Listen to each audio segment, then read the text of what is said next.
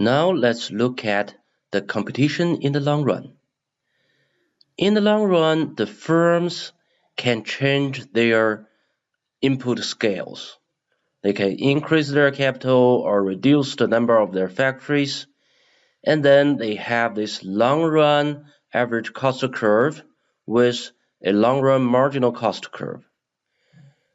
A firm's long-run supply curve is its long-run marginal cost curve, above the minimum of its long-run average cost curve.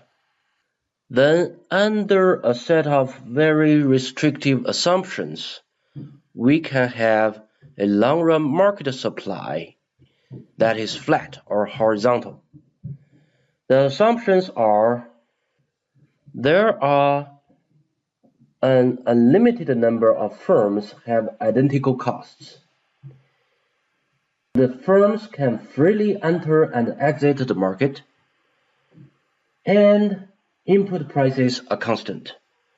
With these three very restrictive assumptions, we can have a long-run market supply that is horizontal at the minimum of long-run average cost of a typical firm in the market. In this picture, the minimum point of the long-run average cost curve for a typical firm is $10. So if the market price is below $10, in the short run, the firms may face a loss, but then in the long run, they can adjust their capital, so they exit the market freely. And no firm will produce any quantity for a market price that is below $10, so the quantity supplied into the market will be zero. Each individual firm produces zero quantity, and the total market supply is zero. But if the price is above $10, the firm can make short-run profits. And then, because firm can freely enter and exit the market, they see a positive profit for the firms in the market. Other firms will start to enter. That increase the quantity supplied into the market. Every firm at least supply 150 at $10, but they can supply more above 150, and that drive down the market price back to $10. And all the firms in the market make zero economic profit in the long run, given the fact that in the long run, firms can enter and exit, meaning that they can adjust their capital input. So the identical cost structure, each firm has this $10 as the minimum of their long-run average cost, and free entry and exit give us this long-run market supply curve that is flat.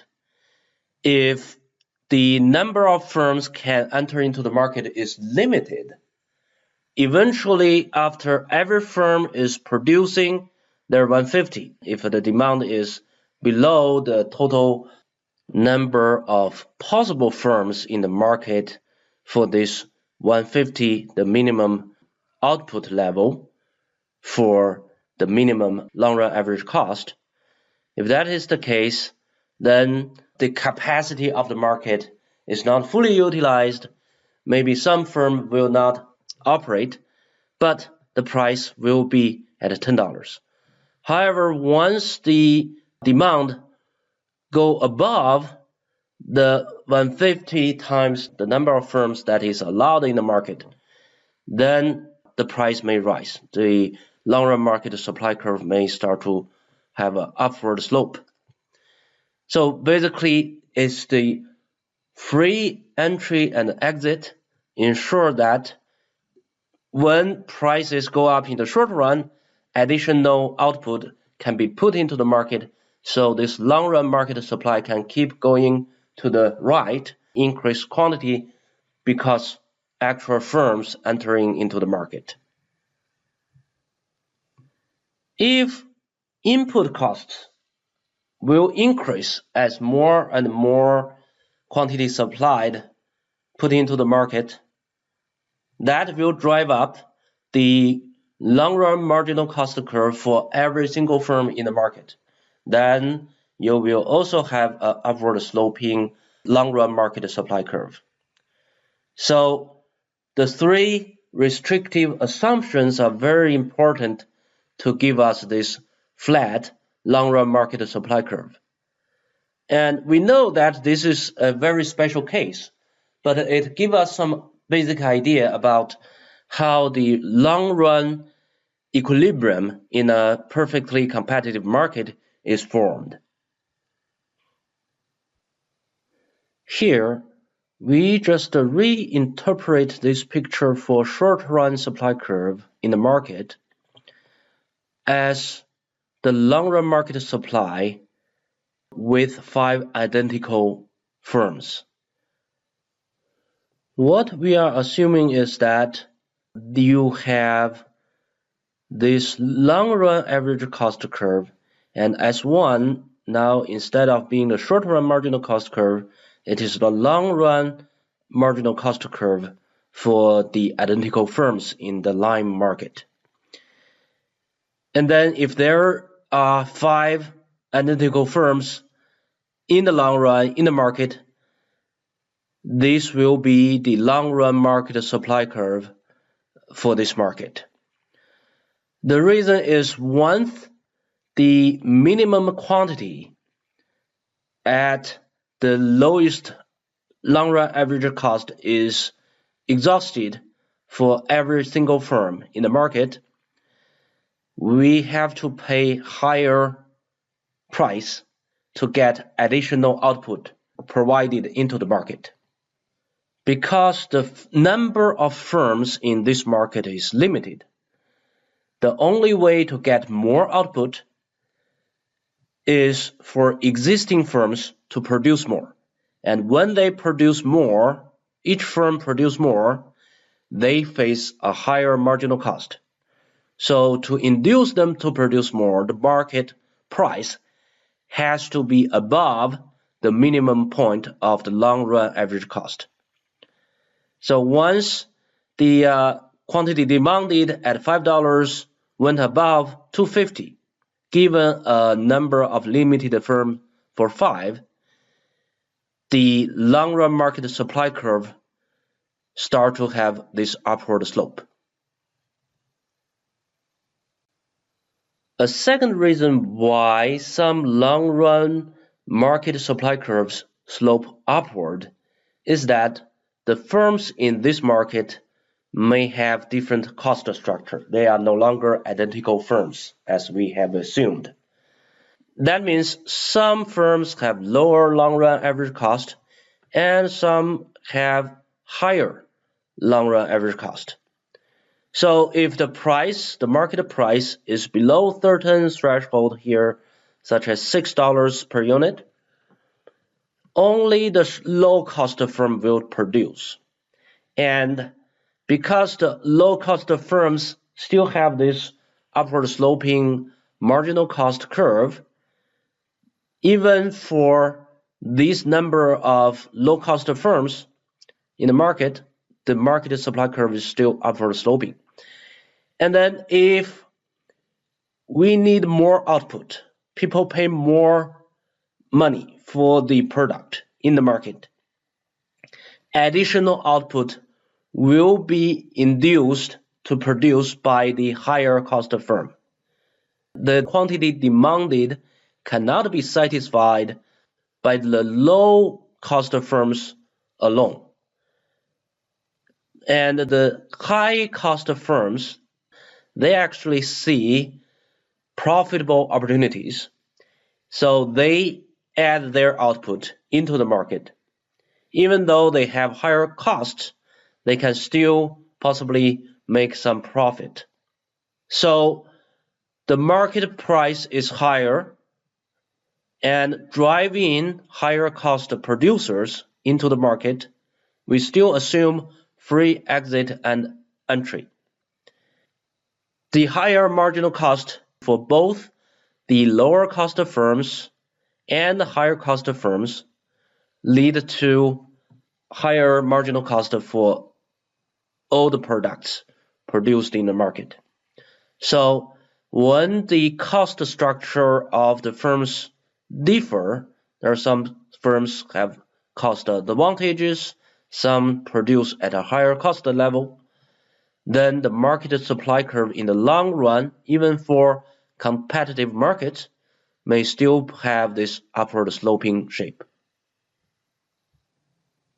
In this picture, we examine how the perfectly competitive market evolves over time. When the demand shifts, how the short-run equilibrium moves into the long-run equilibrium. The picture on the left, panel A here, we have the short-run marginal cost curve for a typical firm in this market. Our assumption is again that every firm in this market is identical to one another. Then let's say the short-run equilibrium follows D1, the first demand curve here. And given the short-run market supply curve, which derives from, again, the horizontal sum of these short-run marginal cost curves at different prices, which give us the market supply, short-run market supply in this market. This demand curve D1 and this short-run market supply curve meet at F1, give us a market price of $7. At $7, the firm barely break even on the variable cost. They do not shut down, but they are in a loss because $7 is below the average cost. So in the long run, some firm may choose to exit the market because they are losing money and they can adjust their capital input. They exit the market, stop producing, and that drive up the supply. The market supply will shift back until the market price is restored at $10, the long-run equilibrium price. When we assume firms are identical and there are unlimited number of firms can enter and exit the market freely, we have this flat long-run supply curve. Once this price is restored, the firms can cover both their variable cost and fixed cost for producing 150 units each. Total market supply is 1,500, so there are 10 firms in the market. When the price was $7 per unit, we see that each firm only produced 100 units, and there are 2,000 units supplied to the market. That means there are about 20 firms. 2,000 divided by 100, there are 20 firms. But in the long run, some firms choose to exit the market. We have 1,500 divided by 150. There are 10 firms left in the market. So about half of all the firms exit from this market when the demand is at D1. This low demand level, price first fall to $7, and then some suppliers start to exit the market, decrease the supply in the short run, and drive up the price back to $10. And as long as the demand stays the same, it will stay at this $10. It's the long-run equilibrium. Now we still assume there are 20 firms to start with. If the demand rises to D2, a higher level of demand, a short-run equilibrium is established at $11 per unit, and the current short-run output is 3,300. In the short run, each firm produces 165 units, so there are still 20 firms in the market. And then what we see is the price, $11, is above the average cost. So the 20 firms in the market, they are making short-run profits. These short-run profits will drive in some competitors. additional firms come into the market, produce more, and drive down the equilibrium price, drive it back to the long run $10 price level, the minimum point of the identical firm's average cost curve. So basically, more firms enter into the market, this short-run supply curve move to the right and drive down the price to E2 here. The short-run equilibrium when the demand curve first moved up is F2. And then in the long run, more firms enter because in the long run, they can adjust their capital input. They move the equilibrium to E2. This, again, if we assume the demand stay at D2, this will be both a short run and long run equilibrium point. The total output in the market is now 3,600. Each firm still produce 150. 3,600 divided by 150, you have 24 firms. So in the long run, another 4 firms enter into this market. Increase the supply, drive down the equilibrium price back to $10. And the total output increase to 3,600 from 3,300. So the basic conclusion is that in the short run, firms in this market can experience losses or profits. And then they adjust their capital input, either exit the market because of the losses or enter into the market because of the profits. And again, assume every firm in the market is identical and they have the same cost structure. They can enter the market freely, plus all the inputs prices remain constant no matter what level the output in the market is. Right? We have this long run supply curve stay at the minimum point of a typical firm's average cost curve, $10 here in this example.